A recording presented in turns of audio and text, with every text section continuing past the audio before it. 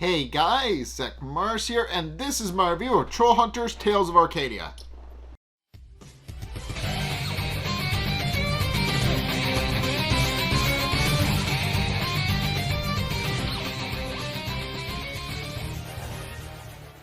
Okay, so this episode, Night Patrol, pun very much intended, essentially is the season 3 premiere of Trollhunters, and is the big episode where essentially sets up a lot of important things that are going to be important both for the season and going into the finale of the series, as well as the larger franchise as well, since we're introduced to a new character this episode. We're given a clue as to who another set of main characters will be. We'll get to them. We haven't met them yet. We'll get there. But yeah, we're introduced to a new main character. It establishes that something happens over the course of at the start of the series that will become important later down the line. It also establishes Gunmar's main it already established Gunmar's main motives, but this is the first time the main characters are finding out about it. It establishes Ursurna's motives. It establishes Morgana's return, which is something that they were actually building to a little bit. And overall, it also just overall sets up a lot that we have to go over. But in any case, the episode proceeds to open up with an establishing shot of Arcadia, and we see a massive streak of light appear in the sky and disappear. That's important. That's how it opens, with something important. But in any case, the series then continues with Jim and Claire chasing down a gumm-gumm soldier, who, as we find out, has been to where the remaining trolls from Troll Market have holed up, and knows where to find them. And subsequently is trying to go back to Gunmar to let him know where they are. So unfortunately, Jim and Claire are forced to chase after the gumm-gumm soldier, realizing that they can't let him get back to Troll Market, or he'll let Gunmar know where all of the other trolls are hiding out.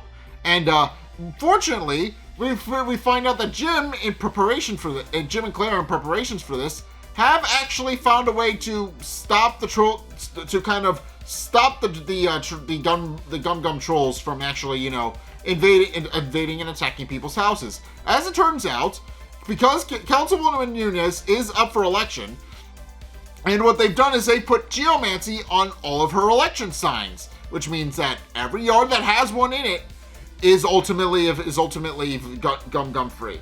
And of course, the gumm-gumm unfortunately figures this out a little too late. He tries to go on somebody's lawn, only to discover that the signs are designed to deter him, and so he keeps fleeing. But he ultimately goes down a road that's neither Jim nor Claire have done signs for yet.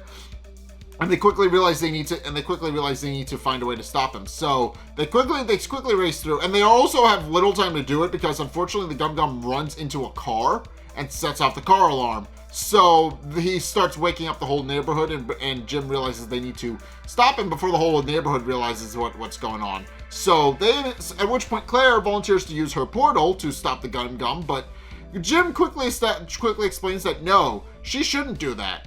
But she doesn't listen, and ultimately is forced to uses her portal to try and corner the gumm-gumm. But in the process, Jim is forced to.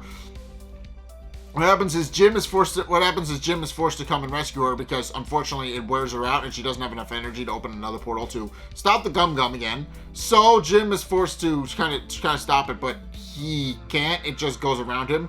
And unfortunately, Jim has to keep going, with Claire saying that she'll catch up. But ultimately, the gumm-gumm runs into a trap set by the rest of Team Trollhunter. Essentially, Blinky, Arg, and Toby were waiting for the gumm-gumm soldier, and have set up a series of signs to serve as a blockade in some guy's backyard. But we find out that unfortunately Blinky tries to send the gumm-gumm away with a election sign, but he picks up the sign for Councilwoman Nunez's opposition for the election. So unfortunately, he doesn't have the right sign, which means no geomancy, and unfortunately, there's no way to keep the gumm-gumm soldier at bay.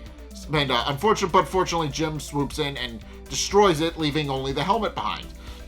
Which ultimately, so we find out Toby ultimately claims as a trophy. But ultimately, they then proceed to make their way back to where the hideout is. And of course, and we find out that what happened is that the geomancy is of course works only as a deterrent, as Blinky explains. He goes on to explain that in time that some signs aren't going to stop them, and they're going to need to take down Gunmar and make sure that everybody's safe and sound. And of course that's not going to work for the time being. So they do need to.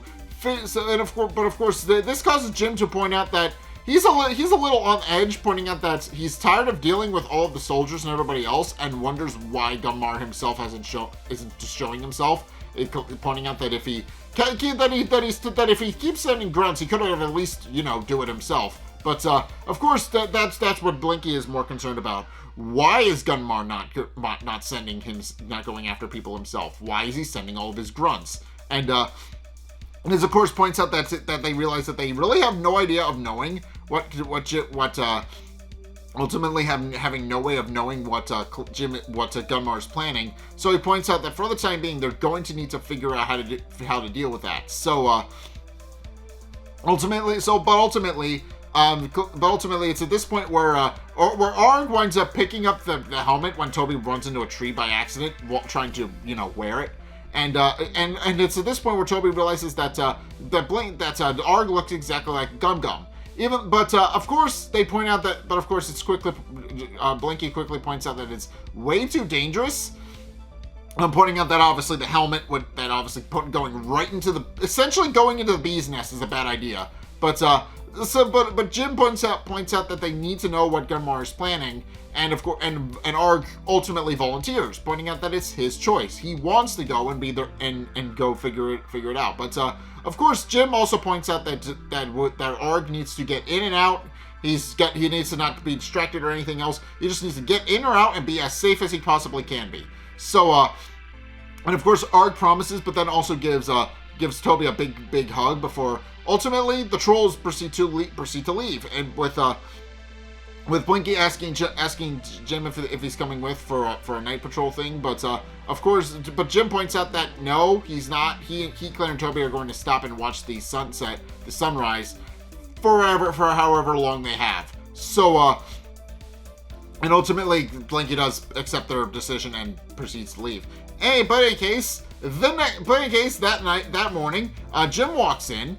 Jim walks into his house and is notably trying to figure out where is just going through his morning routine when he hears a strange noise coming from the basement. So he proceeds to go and investigate and discovers his mom painting down the basement, which of course causes Jim to become a little confused and concerned. And he ultimately is wondering why she's down there and why she hasn't gone to work yet.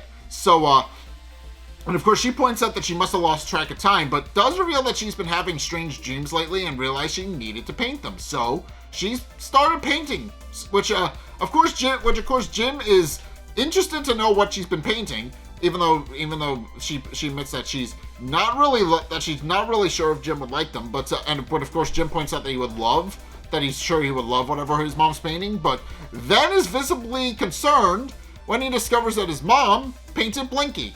Which of course causes Jim to become incredibly confused and very concerned. And of course she proceeds to explain that Barbara proceeds to explain that she's just been having these weird dreams lately, and feels like feels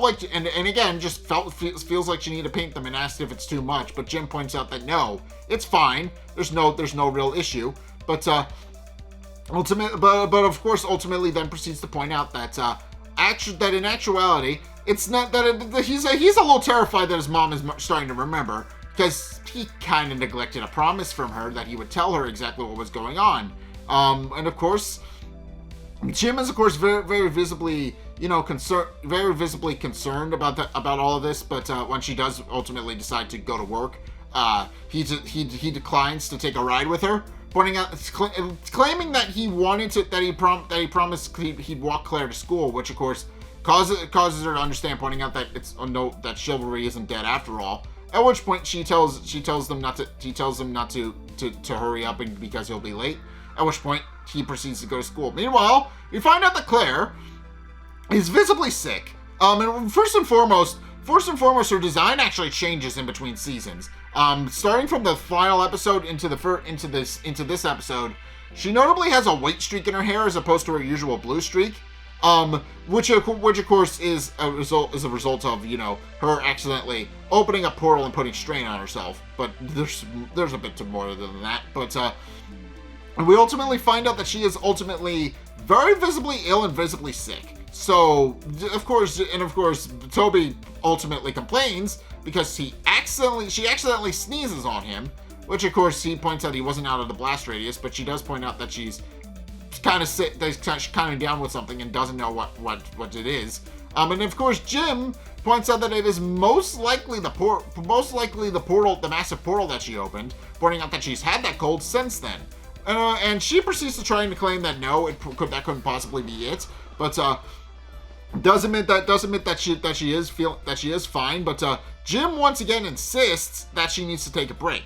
That ultimately she needs to stop, staying out late at night and helping with the night patrols and all the other things, because Jim and Toby can handle it. She is obviously very too sick to handle it. Which of course she points out that she doesn't really mind, but he does point out that she does it, that she needs to. And of course Claire does also admit that she is isn't entirely sure how many of the quote unquote late night sessions she has, but she's more than happy to do them. So but in case it is at this point where as they're walking out, they run into Darcy, and Toby and Darcy of course do this really cute but really awkward fist bump thing where they try to bump fists and accidentally poke each other in the eye. Which it's cute, but they ultimately kind of shrug it off and are like, okay, we'll work on that later. But it's fun. It's funny. They try to go for a handhold, fist bump, accidentally hurt each other. But it's done very cute. But ultimately as Claire walks out, Marcy runs up to her and tells her that there's this cute new guy that she has to meet, and of course immediately pulls her over to this large gaggle of people. And Jim is, of course, initially confused as to who this guy is. At which point, Claire is pushing Joshua through the crowd that's gathered around this guy, and ultimately drops her stuff. At which point, her stuff is picked up by a guy named Dukesy. And Dukesy is important. We'll get to him later. But Dukesy is introduced, and you can tell he's important because he has an original character design. But ultimately, Dukesy is immediately very flirtatious with Claire. He immediately is introduced as this kind of suave character who is, of course, he's very charming, very, interesting. He's very charming and obviously has a very unique design about him, and obviously a lot of girls in the school are already fawning over him. But Jim, of course, is obviously immediately skeptical of Dukesy because he doesn't fully understand who this guy is. All he knows is that this guy is flirting with his girlfriend, and he's not really having any of it. But ultimately, Jim does kind of break up the whole flirting thing that Dukesy is inadvertently doing, and does kind of demonstrate a bit of a jealous side. But because it immediately is like, so he tries, first and foremost, he breaks up what's happening between Claire and Dukesy almost immediately, but then immediately goes on the defensive, wondering why someone from the rival school of Arcadia Oaks Academy would be in Arcadia High. And of course, Dukesy explains that in actuality, he actually has his own band, and goes on to explain that he and his band are ultimately putting on a battle of the bands, which he's participating in and also helping to host. And of course he proceeds to explain that. And of course Claire is immediately very happy to hear that, pointing out that obviously his school, that obviously she's a big fan of music. She's already established that. and does recognize him as the guy who opened up for Papa Skull when they were in Arcadia last. So she does recognize Dukesy once she figures out that yes, he does have a band, and she knows what the band is. And of course, it's at this point where Dukesy offers her a flyer saying that he's more than welcome to see her enter. Which of course Jim again immediately goes on the defensive, insisting that no, maybe Claire shouldn't do this because she's been so busy with other things and other activities and other stuff that she needs to do. But Claire points out that no, she'll do it. Pointing out that a certain somebody has been telling her that she needs to take a break and that she's more than happy to start to do a band. At which point Darcy and Mary are immediately like, yeah, you need to do this. We could form a cover band. We can call ourselves Mama Skull. So they immediately form a Papa Skull cover band and immediately are like, yeah, let's sign up and do this thing.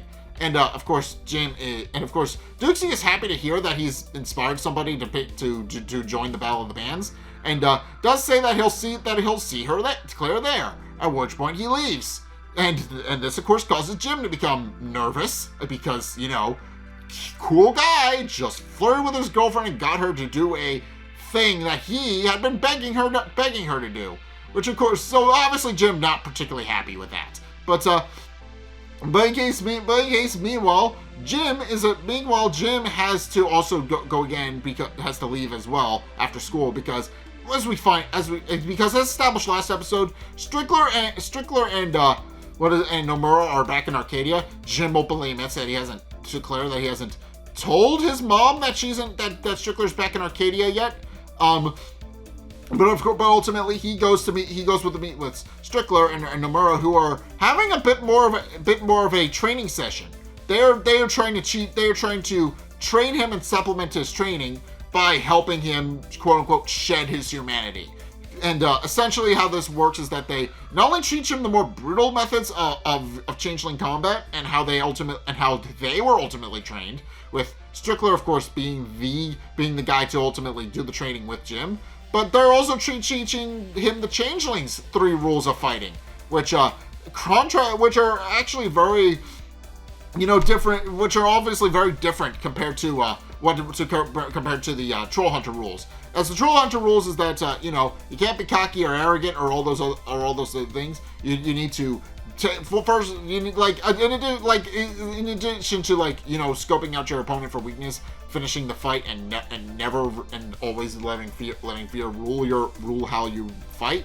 The Changelings are more about doing whatever you need to and whatever you want in order to get what you want. In Jim's case, he wants to defeat Gunmar. So ultimately that's what the Changeling rules are. Two of the 3 rules are ultimately redundant. The first rule is about there's honor among assassins. The second rule is that rule 1 is a lie and there is no honor among assassins.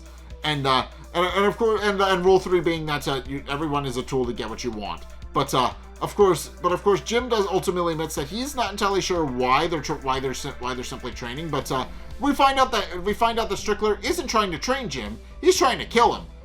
He's trying to force Jim into a situation where he has to defend himself, pointing out that if he doesn't go full, kill instinct on Gunmar, he will probably never win.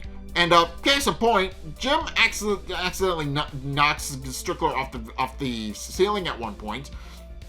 And ultimately, what happens is Strickler tricks Jim and pins him into a headlock, telling him that if that's all the best he got, then he's not going to be able to shed his humanity, that he's not going to be able to use his humanity and to defeat Gunmar, and that Gunmar will ultimately defeat him if his humanity continues to hold him back. At which point, Jim's armor proceeds to glow weirdly, after that happens, Jim immediately does go killer instinct. He immediately tries to kill Strickler, but then his armor glows again, and he snaps out of it, which is with Jim being very concerned as to what just happened. But ultimately, he decides that that's enough training for today, and thanks Strickler and Nomura for their time. Well, Nomura tells Strickler once Jim leaves that was kind of sad, and openly admits that if Jim continues to do his training, doesn't do his training exactly like they prescribe, that's obviously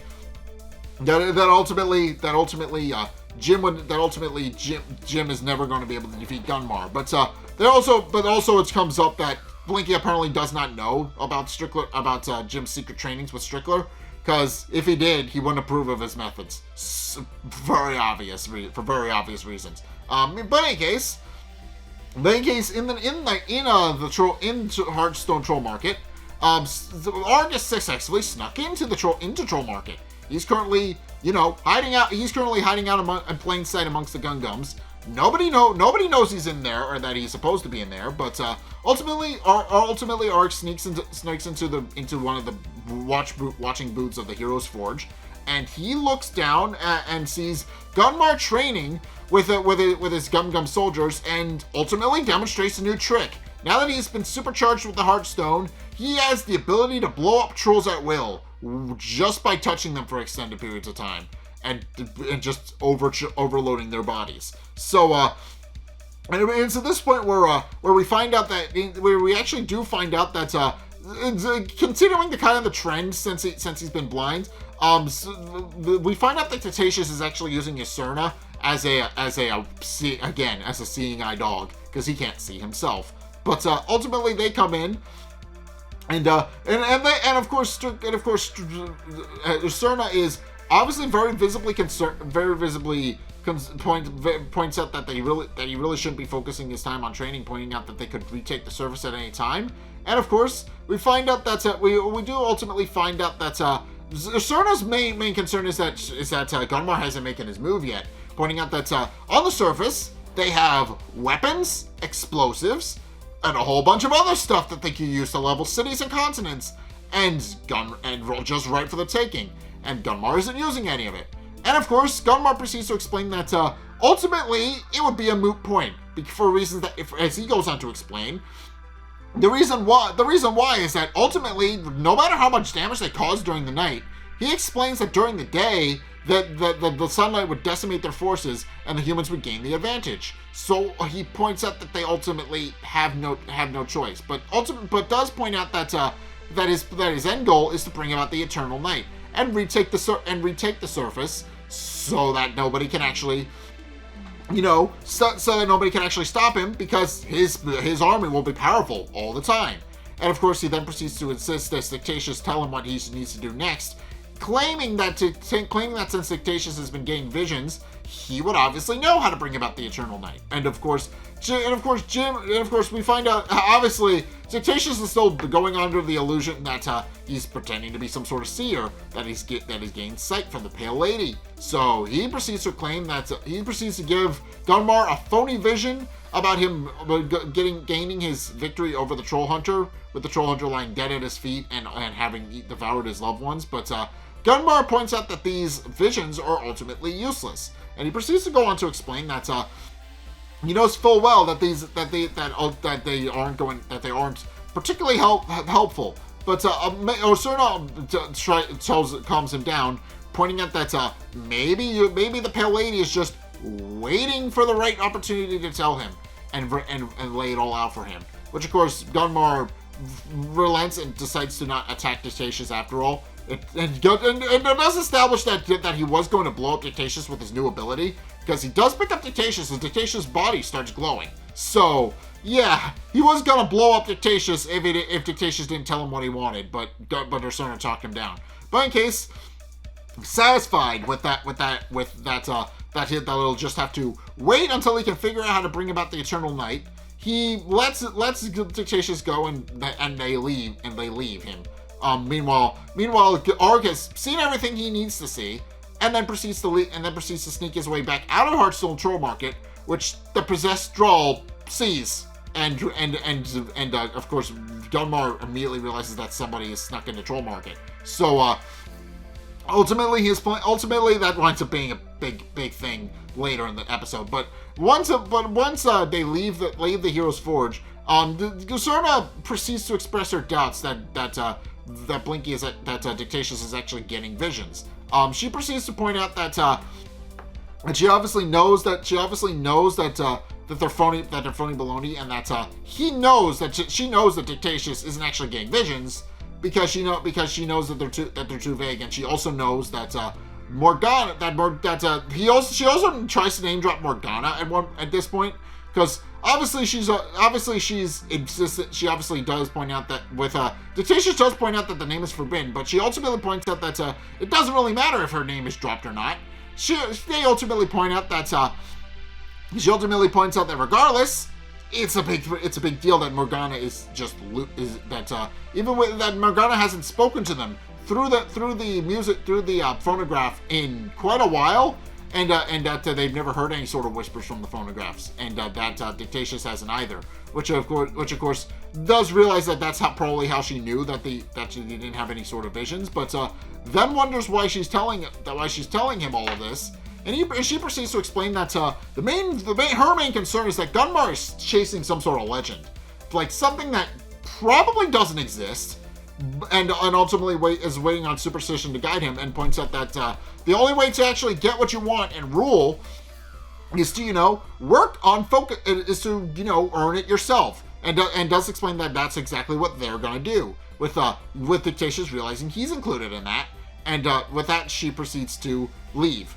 But in case it is at this point where, Claire obviously isn't feeling great, so she proceeds to go on and meet with Barbara at her clinic, where Barbara proceeds to give a diagnosis, and despite the obvious symptoms, Barbara can't find anything wrong with her, at least from a medical standpoint. They're implying that her sickness is something magical instead, and she proceeds to explain that while she can see that Claire is very visibly drained and sick and tired, she ultimately points out that it may be a case of just studenitis. Barbara proceeds to go on to explain that at this time of year, everybody has to deal with finals and school winding down and a whole bunch of other things, and does point out that it could, at this point, Claire's probably just feeling overworked and is feeling, done, like just genuinely done. But of course she points out that it's just natural for someone Claire's age, and that they all go through it. But and Claire does thank Barbara, with Barbara correcting Claire when Claire calls her Dr. Lake, and with proceeding to go on that since Claire is in fact Jim's girlfriend, that the least they can do is be on a first name basis. At which point she proceeds to ask, since she hasn't really had an opportunity to talk to Jim as much lately, she does proceed to ask Claire how things are between her and Jim, and she proceeds to explain that things are great. At which point she thanks Barbara for her time, and proceeds this time actually calling her Barbara, and proceeds to leave. Meanwhile, we find out that Blinky is actually struggling to adjust to being the new elder of Troll Market. And we also find out that they've moved into an unoccupied warehouse to serve as a makeshift Troll Market, which isn't a great location, because they it's a very cramped, and trolls isn't really designed with trolls in mind. So it's the obvious problem, but ultimately Jim and Blinky are walking through the base with of course Blinky scolding everybody to make sure that they're not doing things they shouldn't be doing that are safe for them. At which point he tells Jim that obviously nobody listens to him as much as they should, and does realize that part of the reason that Vendel was likely so successful as Elder before he died was his attitude. He had a very no-nonsense attitude that everybody just respected and listened to.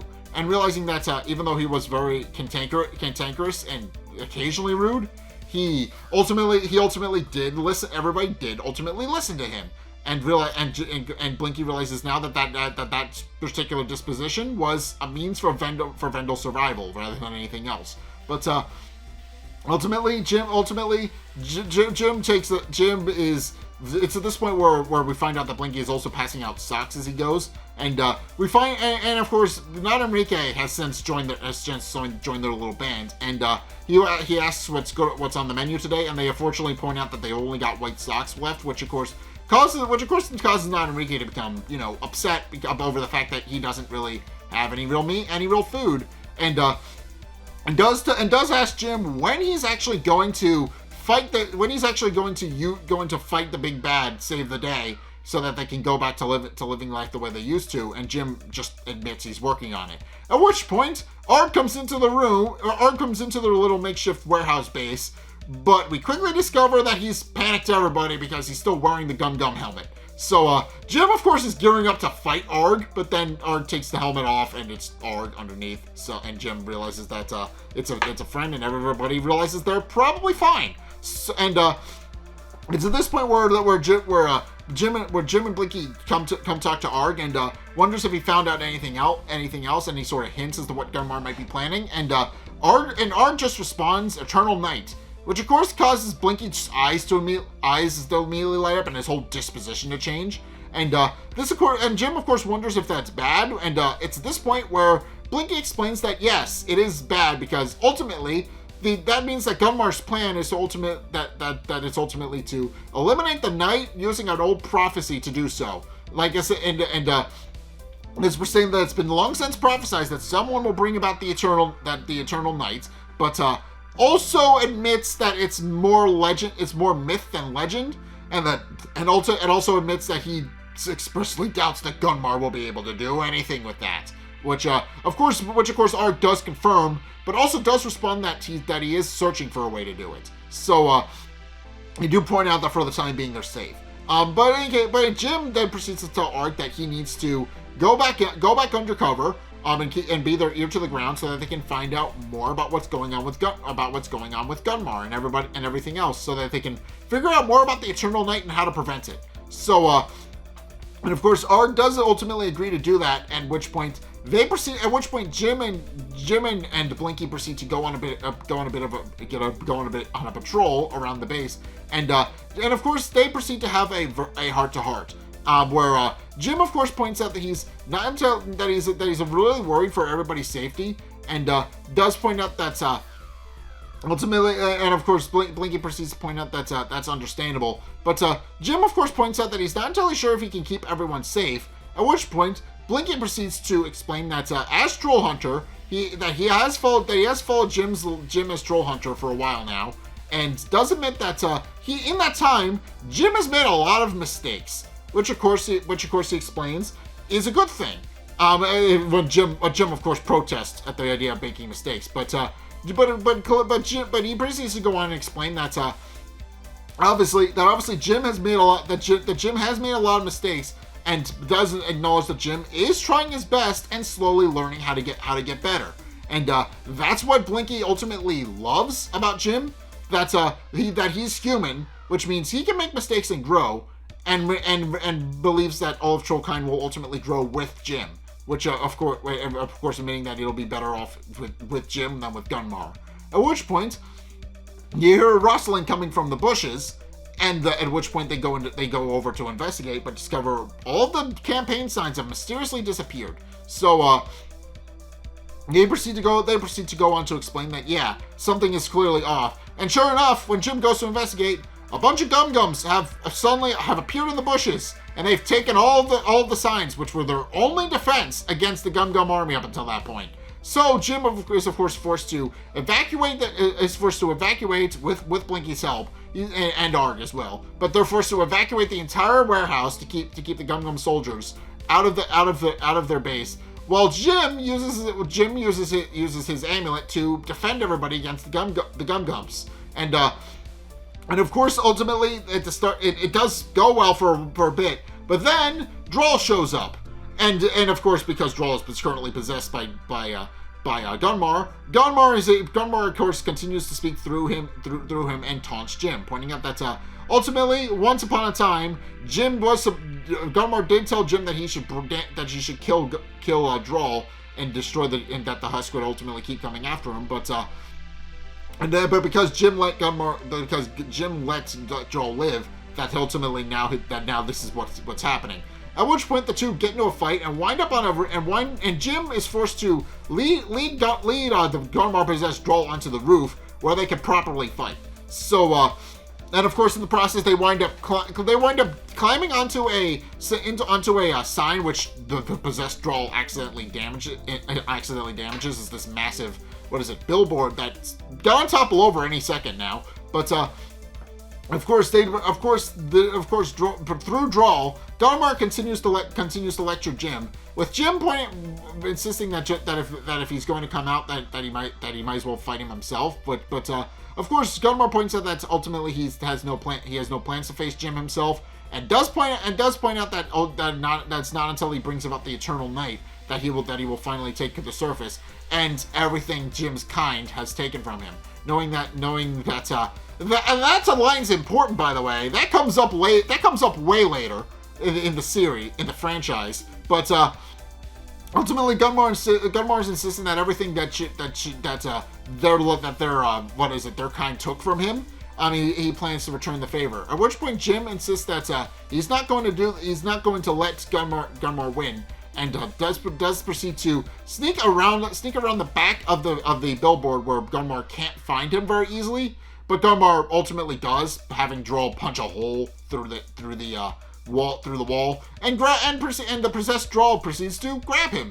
At which point Blinky comes out to help assist Jim, and realizing they've accidentally set the billboard to collapse, Blinky proceeds to do exactly that. He just gives it a big shove, which of course pins the possessed Drawl.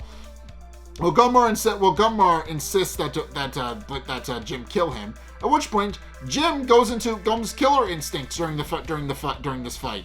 Like, his armor starts glowing again, and he actually does genuinely try to kill Drawl.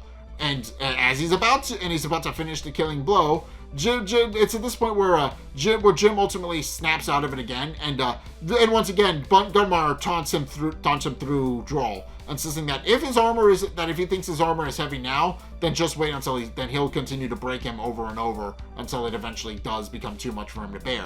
And it's at this point where there's no, and does insist that he kills Drawl, insisting that there's nowhere Jim can go that Gunmar won't find him.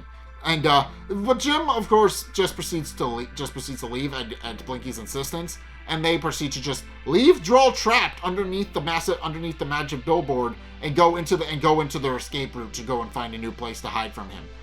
Meanwhile, in Blinky's library, Dictatious is currently poking around, looking for something to figure out any sort of thing about how to bring about the Eternal Night and do what Gunmar asks. He's currently poking around all of Blinky's books, realizing that if somebody were to know what to do, it would be his brother.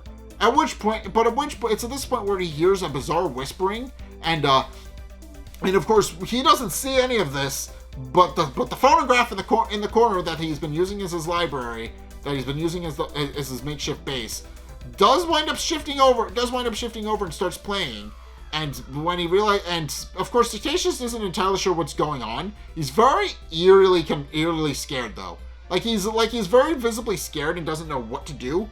But he does ultimately stumble over blindly to the phonograph, clutches it, and does hear a whisper saying, "I will return," over and over. Which of course he realizes is the person he was worried would come through. He was worried about, realizing that just saying that it's her. At which point, a gloved hand, a gauntlet-covered hand, comes out of the phonograph, gives us a jump scare to end the episode. So yeah, this episode, as I said, sets up a lot. So first things first, it's that string of light gotta be important for the next series in the franchise. That doesn't pay off in any meaningful way until after Trollhunters is over. So put it out of your mind for now. But also we're introduced to Dukesy, who is also an important character. We don't know anything about him yet, but we will, and he's important. He'll be important later, and ultimately, yeah, those are the two main things that this series proceeds to set up. But that this season proceeds to set up, but also it sets up that Barbara's memories are coming back. Obviously, Jim is at war with his humanity, which winds up being a big theme for this season. We do also find out that Gunmar is in fact looking for a way to bring about the Eternal Night. Up until this point, he's only been using it as a rallying cry. This season, he's actually figuring out how to do it now that he's out of the Darklands and he has the resources to. And also we find out that Morgana is trying to come back. Like, we haven't officially they haven't name dropped her yet, but we do know, I've already established that she's a character. She is important. And they obviously give her a lot of different names that suggest it's her without actually calling her Morgana. But Morgana's important. She's gonna be very important going forward. But but also we all do find out a lot more about the Battle of the Bands, which is going to be a thing later down the line, but not right now. And overall, yeah, this episode sets up a lot. There's a lot to go off of for this one episode, so it's kind of a big one. It's an important one. It's got a lot of meat on it, and that's going to just continue, and that's going to continue because there's a couple of other things that we're introduced to down the line. But yeah, in any case, that is going to do it for my review. And ultimately, I know I've seen this, but I am looking forward to this season because this is one that I remember fondly, and it is one that I'm excited to review for you guys. But it's gonna be fun. But in case, that's gonna do it for my review. So thank you guys so much for watching. If you enjoyed, be sure to like, comment, and subscribe. Also, be sure to follow me on Twitter in the description below. Be sure to check out my Patreon in the description below as well if you want to help support the channel. I would appreciate that. Be sure to check out my Discord. Link is down in the description. I would appreciate it if you were to join me over there. I'm currently saying some new stuff up for you guys over there. So I hope you guys will enjoy that. Be sure to go and check out my Twitch. I stream on Saturdays and Sundays on weekends. So if you guys absolutely want to go check that out, again, follow me. They also stream over here. But if you don't follow me over there, it's another way to support me because watching the streams over there does help me get closer to being able to apply for Twitch affiliate over there, which helps make me money, which helps support me, which helps me make content for you guys. So please go do that. And also, finally, if you want to see more content from me, then be sure to check out the videos linked in the end screen. The top video is the most recent video, whereas the bottom video is the video recommended to you based on what you've already seen from me. So if you want to try something new, or see more of what you like, then be sure to check both of those videos out. But in any case, thank you guys so much for watching, and until next time, I will see you guys in the next video. Peace!